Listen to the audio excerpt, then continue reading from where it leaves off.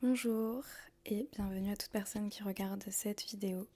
J'espère que vous allez bien de mon côté. Je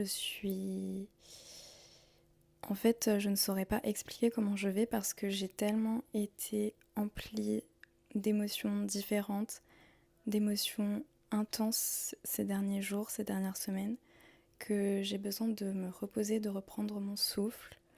Hier, j'étais subjuguée car je suis allée voir l'exposition du Petit Prince à Strasbourg au Parc des Expositions, que je vous recommande à 10 000%. Vraiment, c'était incroyable. On y est resté 3 heures. Et aujourd'hui, je vais voir le film Queer au cinéma à 17h45. J'ai très très hâte. Je me remplis de culture. Et également, j'ai écrit 2 poèmes. Je ne sais pas si je vais vous les partager dans ce vlog parce que c'est encore des ébauches. Mais voilà, et je prépare également une vidéo où je vais vous parler de mes lectures récentes, dont un coup de cœur immense, comme je l'ai dit dans mon précédent vlog. Enfin voilà, j'espère que vous allez bien. En fait, je ne sais même pas si je vais publier ce vlog, cette vidéo, parce que ce vlog n'a même pas vocation à exister encore en fait. J'en profite aussi pour montrer mon maquillage que j'adore. Je l'ai un petit peu fait à l'arrache, mais franchement j'adore un peu de couleur, ça fait du bien.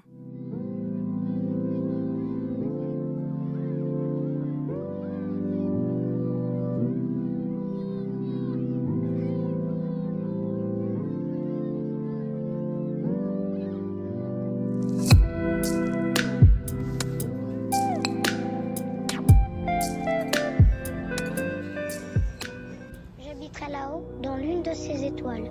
Je rirai dans l'une d'elles. Et toi, à chaque fois que tu regarderas le ciel la nuit, ce sera pour toi comme s'il riait toutes les étoiles. Je voudrais te...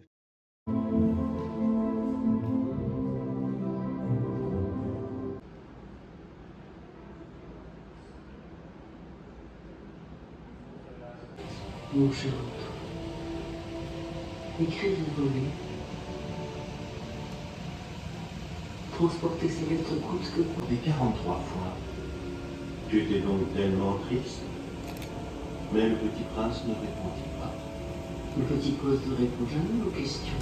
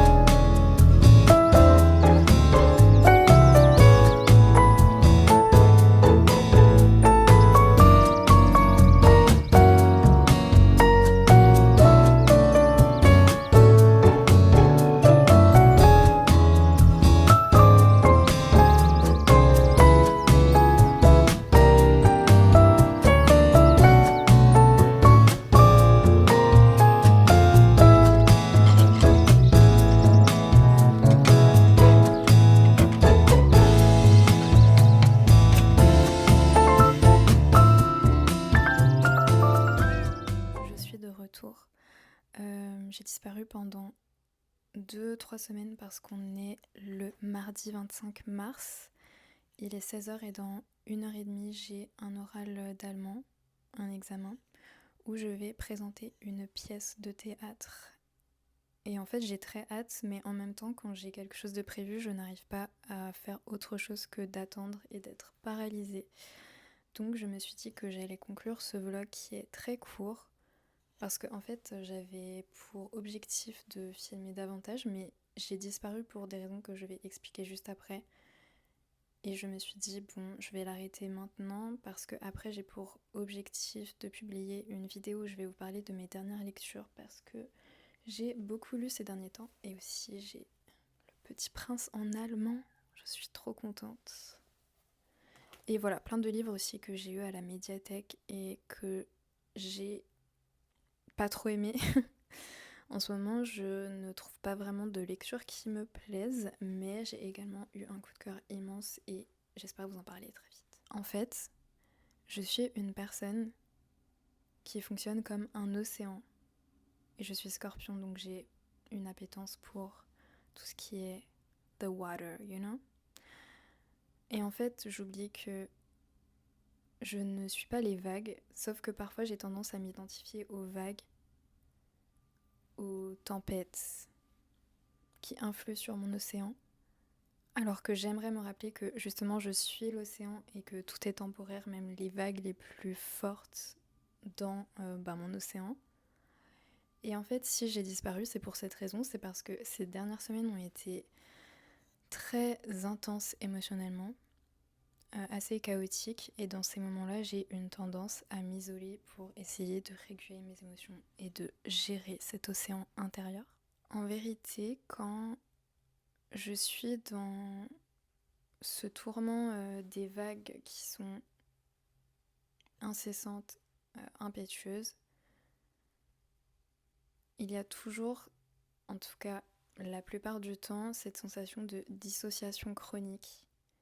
Et ça, c'est quand même perturbant, notamment dans la vie de tous les jours. Et c'est pour ça que j'aime en fait prendre des photos, écrire dans mon journal, parce que du coup, je me sens quand même déconnectée et j'ai du mal à vraiment me sentir exister, avoir l'impression que c'est réel. Enfin, je suis vraiment dans un monde totalement abstrait dans ma tête, si ça fait sens. Et il y a également ces émotions qui sont extrêmement fortes. Et en fait, cet état émotionnel est tellement fort que j'oublie que j'ai accès à tout le spectre des émotions et pas seulement aux émotions que je ressens sur l'instant. Mais comme dans ma tête, en fait, je suis dans cette détresse émotionnelle et je ne sais pas trop comment gérer cette détresse, la réguler. Mais en fait, je vais m'enfoncer encore plus dans cette tempête émotionnelle au lieu de savoir en fait comment l'apprivoiser, même si j'apprends peu à peu et j'arrive de mieux en mieux en fait à nommer mes émotions, les réguler et savoir que c'est temporaire, que ça passe et que en fait les émotions elles sont là pour nous délivrer des messages, m'en apprendre davantage sur mes besoins personnels, mes besoins basiques tout simplement aussi. Et aussi il y a cette tendance à être très impulsive et à voir tout en noir et blanc vraiment. Et j'ai lu dans un livre un passage qui m'a éclairée sur ce sujet en fait et qui m'aide à relativiser et à ne pas trop m'en vouloir si je vois tout en noir et blanc, si je n'arrive pas à percevoir les nuances sur l'instant.